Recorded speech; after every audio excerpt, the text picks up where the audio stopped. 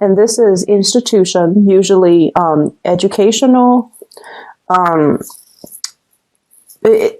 getting a really big work energy with this, okay, where things are very hierarchical, and there's like a chain of command. Every decision needs to go up the chain of command, and then every decision, like every decision has to go through an expert. Every decision has to be screened out and vetted before the person on top can make the decision. When it's in the reverse position, it's almost like getting really frustrated with this bureaucratic process, because everything has to be looked over by higher ups. Everything has to be delayed, and just there's a lot of red tape. There's a lot of people with differing agendas, and it's slowing down the process.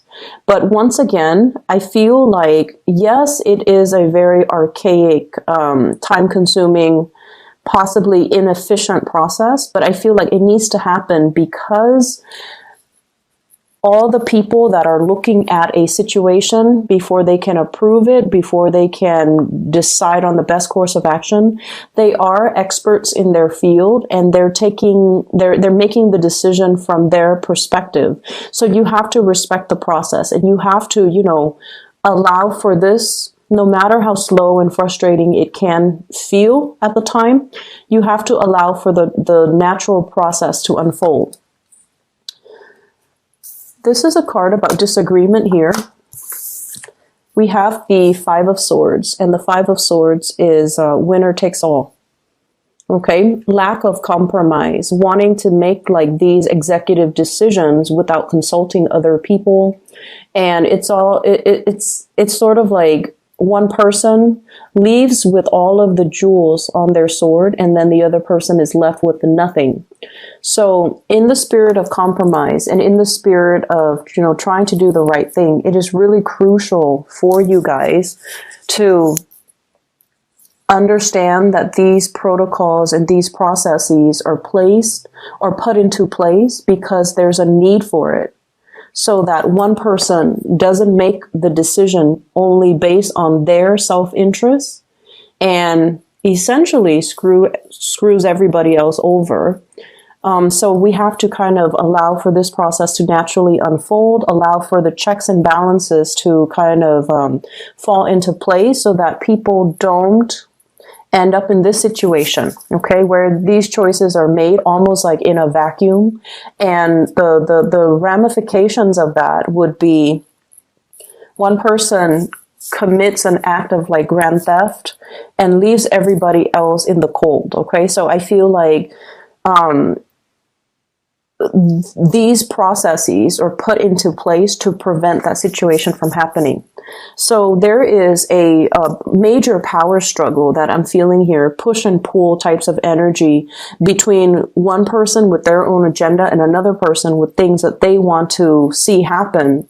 And there is a lack of compromise. There is a lack of mutual understanding. There's a lack of being able to put ourselves in somebody else's shoes so that we can understand where they're coming from. This is a conflict that I feel where two people cannot see eye to eye with one another. They essentially have the same goals. They do want to sail away from this. So like you and another person, you both, believe it or not, have the same goals, have the same understanding. This is the Ten of Pentacles, building a legacy for yourself, leaving something behind, stabilizing your financial future, having financial backing, having a financial foundation on which you can build, especially a family, a relationship, a work situation. So you both want the same things. And you both are at a point where you both can collaborate and communicate and compromise in order to reach this really exalted space. But egos are getting in the way. Egos, conflict, communication, back and forth, banter, that kind of escalates and exacerbates a conflict, okay? So there's a lot of ego issues coming into the picture that's disallowing two people from being able to build together and being able to see that, you know what, we actually have the same goals, we have the same agenda. So that's what I'm feeling here. And if this is an ongoing conflict, I feel like it is coming, it is being revisited, or it is returning into the present moment. We have here the Ten of Swords in the reverse. So this is the reemergence of something that we thought was dead and gone, and now is making a comeback. Okay, so I'm feeling greatly some secrets being coming forth, some major revelation, something being unearthed. Okay, so it's almost like it's almost like, and this is not literally speaking, this is just figuratively speaking. It's almost like digging up somebody's grave, and you know, there's a tombstone with the person's name, and everyone went to the funeral, and everyone watched the person in the casket being lowered into the ground, and you know, everyone puts on their flowers, and the groundskeeper shovels dirt onto the coffin. It's almost like unearthing, like digging up the casket, opening it up, and then realizing there's no body in there. So once again, that is a figurative, you know, like a way of explaining this. It's not literal, but I feel it's almost like something like that, a sleight of hand or a situation that everyone knew to be true. But then for this week, it's not true. Somebody kind of did a switcheroo, or somebody did a sleight of hand trick, and then the situation is not what it seemed. All of a sudden, the situation is not what it seemed. And so you're given all of this information, and you're trying to unravel it to figure out what exactly happened. What is the motive behind that? Why would someone do that? Who would be able to pull that off? How could somebody pull, you know, the wool over my eyes like that? How could I have believed that? How could I have, you know, why didn't I know? So I'm seeing all of these questions, and I feel like it's such a dramatic week, like the events that unfold, and I feel like it happens in succession too. It's not just one major big revelation. It's sort of like events culminating, leading up to this major big revelation. So I'm a believer of signs from the universe, signs from your spirit guides. And I feel like you were hit with many different signs along the way leading towards this major revelation. So I almost feel inclined to say, like, you know, this should not come as a surprise to you. But that's what I'm feeling. It's almost like all the signs were there, little by little, moving you towards this big revelation, or preparing you for this big revelation. And I feel like maybe the signs were ignored. Maybe somebody was, it's like the red herring distracting you from other things. And in the process of being distracted, you were not able to see the signs, or you were not able to, there's a big sleight of hand energy here where I feel like it could come from you, Geminis, or it could come from your environment, okay? But there's something here where it's almost like being so tunnel vision and so focused on some aspect of things, and we're missing the whole picture. So going back to that first image that I saw, I feel like it's shifting sands, okay? It's almost like that mirage in the desert. What we think is our destination, we're heading towards the oasis, and we're trying to find refuge away from the heat and the scorchiness and just the dryness of the desert, heading towards this oasis, and we feel like it's in front of us, but then everything turns out to be a mirage. And then we're left with, you know, these whirlpools of sand that you have to kind of maneuver your way through. So I just see everything as a series of events that allows you to see that everything is very fluid, that everything is like shifting sands under your feet. Needless to say, there is a big need here to be firmly grounded, okay? The decisions that you make, the things that you're planning, and whatever it is that you're planning to do. I feel for some of you, talking to a boss, and the boss is not able to give you anything definitive. Like, we don't know yet. We need to get the projections for next year. So we're not going to be able to, approve that raise, open up that position, decide on a course of action, finalize the contract. So everything is like on hold, and everything is just like contingent upon other things. So I feel like if that's the case, you might be frustrated. You want to move things along. But once again, everything is built on shifting sands. And the desert landscape, it changes too with the weather. There could be, very severe windstorm. And it changes the mounds, it changes just the landscape. So what was there yesterday might look very, very different the next day. And so if you're used to one way of doing things, you're going to have to quickly adapt to these shifting sands and do things a different way. And it's going to be frustrating because when you're in the midst of this, it is not your place to be able to ask these questions. Why are we switching protocol? Why are we changing our objectives? Why are we changing our agendas? And I would say that,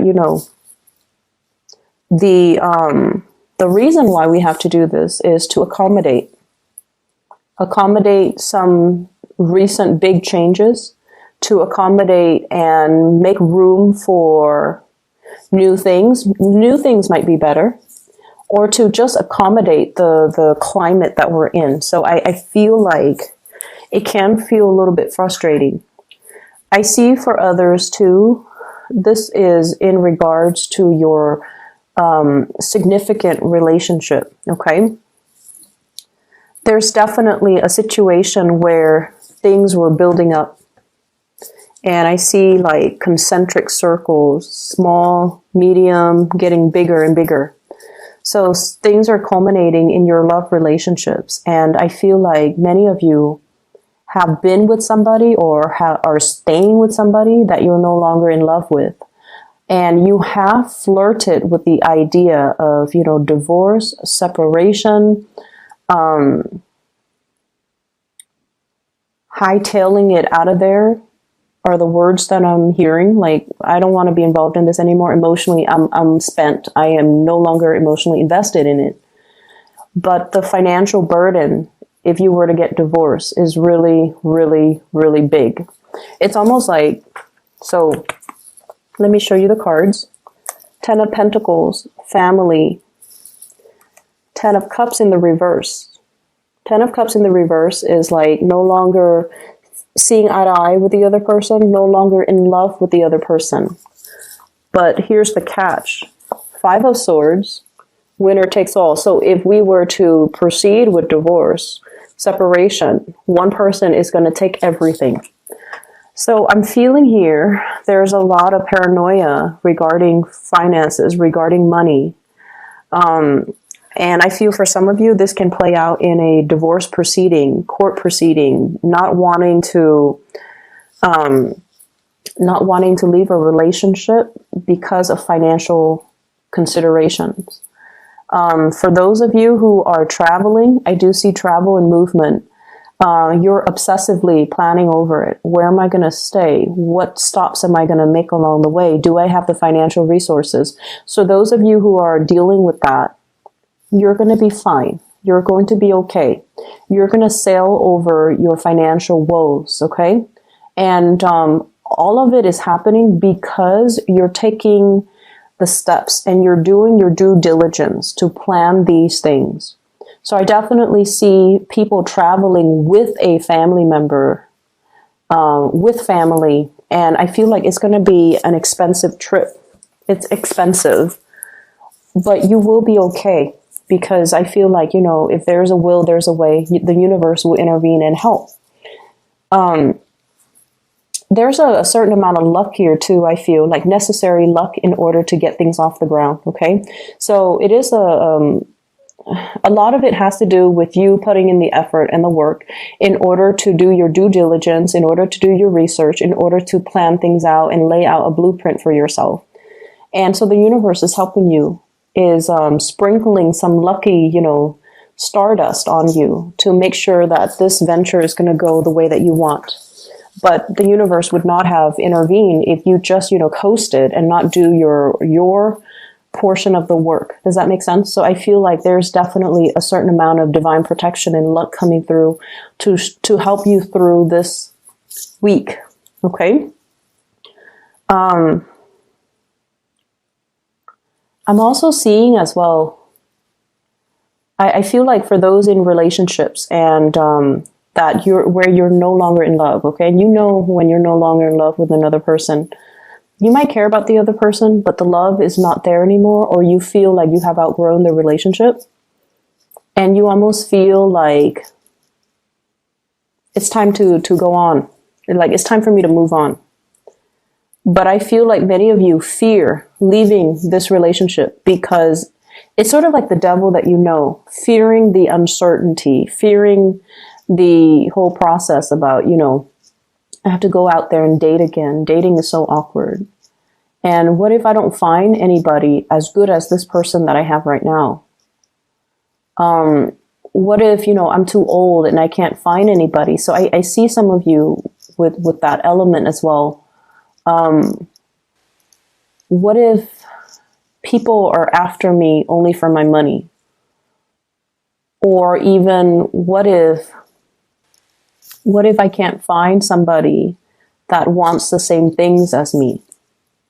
So I see this element about staying in a relationship because of the comfort and the familiarity, and having all these questions as well, like fantasizing about, bachelorhood, the single life, and wanting to go out there and possibly even go after another person, but not being able to take that leap of faith just yet because you have a lot of self-doubt, because you're dealing with self-doubt. I see many of you too having trust issues. It's not prominent, but I feel like it's one of the reasons where, and I feel like the trust issue stems or ties in or exists in conjunction with, what if someone is only after my money? What if somebody's only after my fame? What if somebody is using me kind of like as a stepping stone for their career, or they're only using me to help them in some way, or they're only using me to boost their status in some way? So I feel like some of you have a lot of fame associated with you, and you're weary about dating because you don't want to be used. You don't want the other person to take advantage of you. There is a person that you are going to be communicating with. You could be single or coupled up. And I feel like there's a lot of fantasies. I'm seeing like, fantasizing about another person. And I'm seeing a lot of electronic communication. Whatever barriers there have been when it comes to communication, when it comes to trying to... I feel like somebody is communicating in a very cryptic way that's hard to understand. And honestly, it could be you, Geminis. I see like 60% it being you and 40% being the other person mirroring you. So if you're not communicating clearly and succinctly, then the other person's going to give you a dose of your own medicine. If you are communicating very, very clearly and succinctly, clearly yes or clearly no, then the other person is going to mirror you. So in order to improve the communication here, it's like the ball's in your court to try to initiate more honest, thoughtful, and meaningful types of communication. So I feel like there's a lot of electronic communication between you and another person. I I'm seeing a fire sign, so Sagittarius, Aries, or Leo. And I'm seeing the fire sign here with the Page of Wands. It's not so much the page energy that I'm seeing, but more like a person that is a little bit more heart on their sleeves, flamboyant, fun, playful. So if you're giving them, you know, confusing messages, I feel like they're going to dish it back. And so we have a cycle here that we kind of need to break, and it is within your control, and the ball's pretty much in your court to be able to do that. I see many of you too getting more physically active. I see more lifting weights. I see more like I see somebody bending down and, you know, like squatting or even doing weights or doing repetitions like I see like weight training, strength training. I'm also seeing a lot of people doing a lot of swimming as well, which is it's the winter time, or yeah, it's the winter time in the United States right now. So I don't know how that would work. I guess they would heat up the pools, but I see a lot of swimming. The last thing that I want to mention here is